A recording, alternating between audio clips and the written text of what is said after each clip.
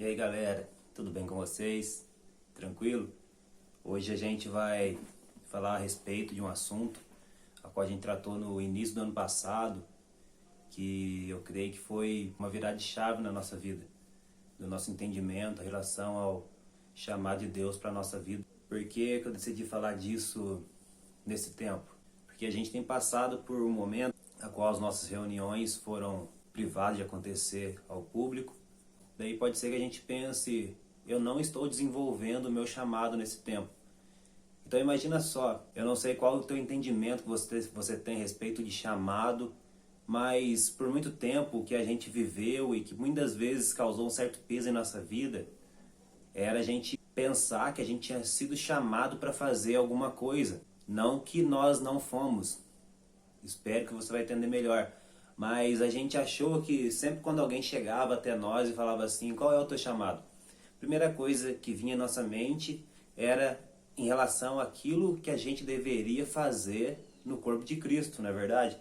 Eu mesmo, muitas vezes, quando eu pensava qual era o meu chamado, eu até me martirizava muitas vezes e ficava angustiado e falando, Senhor, mostra-me qual é o meu chamado. Me mostra o que eu tenho que fazer para o Senhor. Mas se a gente entender que a gente foi chamado apenas para fazermos algo, o que está sendo a nossa vida nesses dias? Não é verdade? O que está envolto no nosso chamado nesse momento ao qual a gente não pode reunir? Tipo, se eu fui chamado para pregar, o que está sendo a minha vida se eu não estou pregando na comunidade? Se eu fui chamado para ensinar as crianças na escola dominical, eu não estou lá ensinando esse tempo, então eu não estou desenvolvendo o meu chamado. Se eu fui chamado para o ministério de louvor e não estou exercendo ele nesse tempo, o que está sendo o meu chamado? Para que de fato eu e você fomos chamados a fazer? Então é disso que eu quero falar um pouco aqui nesse momento. Primeiramente, eu gostaria de dizer que isso não foi algo que saiu do coração do Du, não foi o Juninho que saiu com essa ideia, mas foi algo que a gente aprendeu por meio de outros homens de Deus, como aquilo que a gente tem dito desde o início do ano passado, que nós cremos num corpo de Cristo que será edificado através da vida de todos os santos, entendeu? Então, não é apenas a vida do Du que vai realizar algo ali entre os jovens, não vai ser apenas por meio da vida do Juninho, por meio do pastor Theo, do pastor Camargo, dos outros pastores da comunidade, não é apenas pela vida do líder da célula a qual você frequenta, a qual Deus vai estar edificando a igreja nesse tempo. Não, mas eu creio numa igreja que vai ser edificada por meio da vida de todos os santos. E isso inclui a minha vida, mas também inclui a tua. Então é isso que eu desejo nesse tempo. Compreender a importância de cada membro, de cada irmão no corpo de Cristo. Então é disso que eu quero tratar um pouco aqui, nesse momento, a respeito do nosso chamado. O que é chamado, então? O que é chamado? O chamado de Deus para a nossa vida. Qual é o chamado de Deus para a vida do cristão? Primeiramente, para a gente entender qual é o chamado de Deus para a vida de cada filho, de cada cristão, nós precisamos entender o porquê que houve a necessidade de sermos chamados. Não é verdade?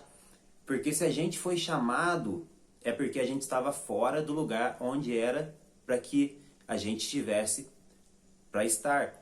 Vamos supor, quando a gente era criança e a gente falava, mãe, eu vou brincar na casa do fulano de tal, eu vou estar em algum lugar, eu vou jogar bola, e a nossa mãe, quando estava nos vendo ali brincar, talvez ela não nos encontrava no lugar onde a gente deveria estar, e o que ela fazia? Ela nos chamava pelo nome. Vou dar outro exemplo, eu jogo futebol, vamos supor que eu seja lateral direito, e eu estou jogando ali na lateral direita, estou no meio do jogo, mas alguma coisa acontece que eu vou parar fora da minha posição. E eu penso que eu sou um atacante, mas quando na verdade eu não sou um atacante, mas eu sou um lateral e eu estou fora do lugar onde eu deveria estar. E o que acontece? O capitão do time vai e chama: tu volta para o lugar onde você deveria estar. Você está fora da sua posição. Então, houve a necessidade de chamado na vida de cada ser humano, é porque todo ser humano um dia esteve ou ainda está fora do lugar onde Deus o chamou para estar. E daí você me pergunta, que lugar é esse? Junto à presença de Deus. Todos nós fomos criados para estar junto dele, na presença de Deus. Mas por causa do pecado de Adão e Eva lá no jardim, que a gente vai ver daqui a pouquinho, todos da raça humana saíram deste lugar. Saíram do lugar onde Deus os criou para estar. Vamos ver esse texto? Abre comigo lá em Gênesis, no capítulo 3, para a gente compreender um pouco melhor.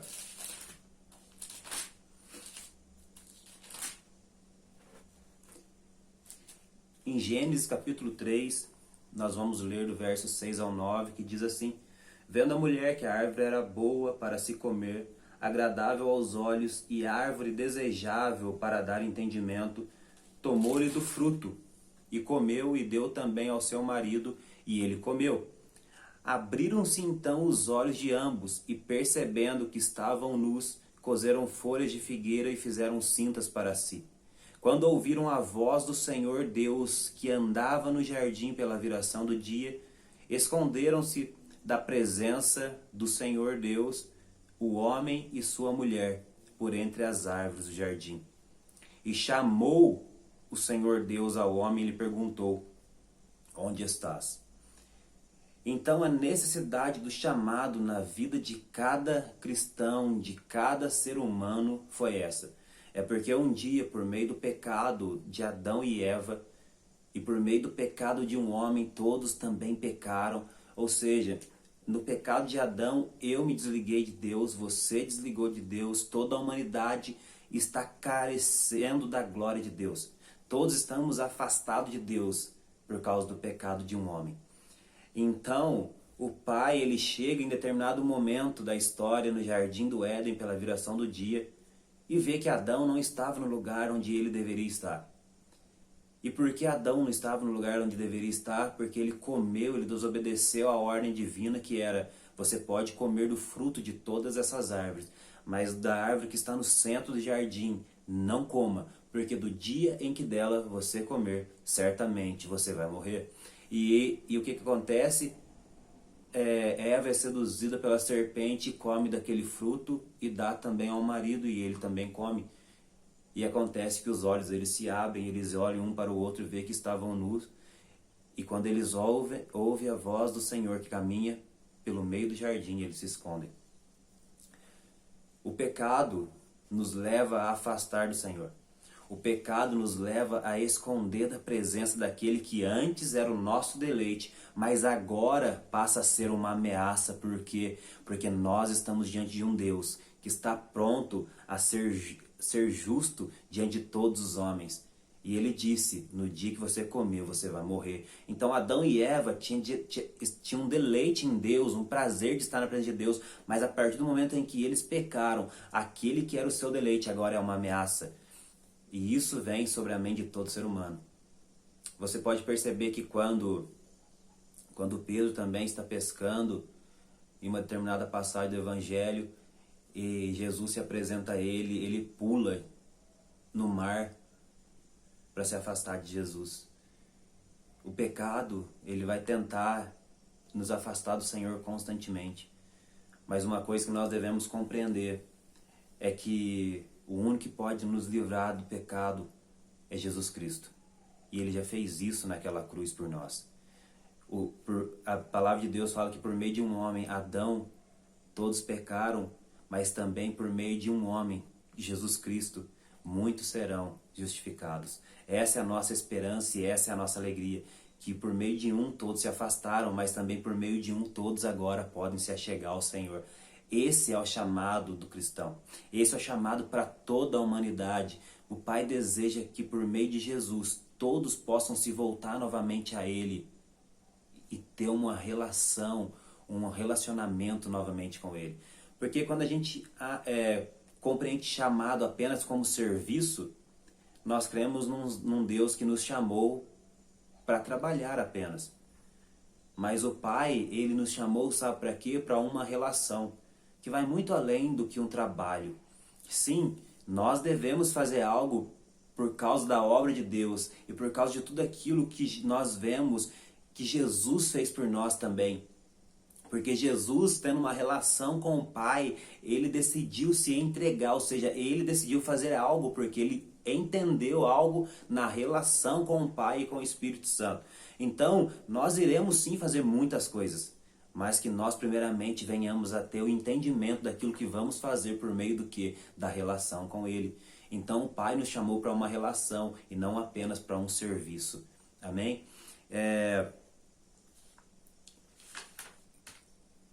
Quando nós lemos, para compreender um pouco a respeito disso, que nós não fomos apenas chamados para fazer algo, porque muitos têm corrido o risco de estar fazendo muitas coisas em nome do Senhor, mas naquele dia o Pai vai olhar para ele e falar, não vos conheço.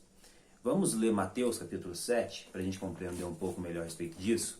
Abre comigo em Mateus capítulo 7, verso 22 e o 23 diz: Muitos naquele dia hão de dizer-me, Senhor, Senhor, porventura não temos nós profetizado em teu nome, e em teu nome não expelimos demônios, e em teu nome não fizemos muitos milagres?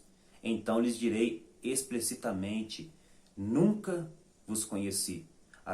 Apartai-vos de mim, os que praticais a iniquidade. Olha que coisa. Se eu for perguntar para cada um daqueles que está me ouvindo neste momento, talvez você nunca profetizou, talvez você nunca curou o enfermo, talvez você nunca expeliu um demônio, talvez você nunca fez um milagre. Naquele dia, Jesus, aqueles homens fizeram tudo isso, mas mesmo assim, porque eu nunca vos conheci.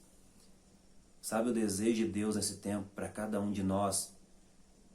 É que nós cumpramos o chamado ao qual todo homem deve cumprir, que é se voltar para Ele e se achegar até Ele. Porque o Pai tem nos chamado para uma relação acima de qualquer outra coisa. Que nós venhamos a cumprir o chamado de Deus para a minha vida e para a sua vida nesse tempo. Que nós venhamos a compreender a necessidade que nós temos de conhecê-lo. E esse talvez nunca teve um momento mais propício na história, pelo menos na história moderna, na minha vida e na sua, qual nós podemos cumprir esse chamado de estar mais perto dele.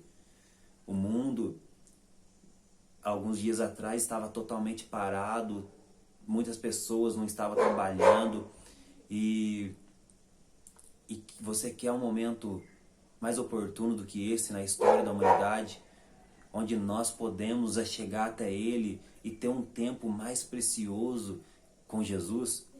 Que eu e você venhamos a compreender isso. Que eu e você venhamos a compreender essa oportunidade que o Pai tem nos dado e entender aquilo que Jesus tem desejado. Se nós entendêssemos que o nosso chamado era tocar, nós não estávamos cumprindo o nosso chamado nesse tempo. Mas se nós compreendemos o primordial chamado na vida de todos, que é estar com Ele, não tem lugar e não tem circunstância que pode segurar a minha vida e a sua de estar neste lugar ao qual Ele deseja. Ele deseja que eu e você venhamos a estar com Ele, porque aí cumpriremos o chamado primordial para todo cristão. Estar com Jesus, no lugar onde Ele criou, para que cada um de nós viéssemos a estar. E para finalizar, abre comigo lá em Marcos capítulo 3.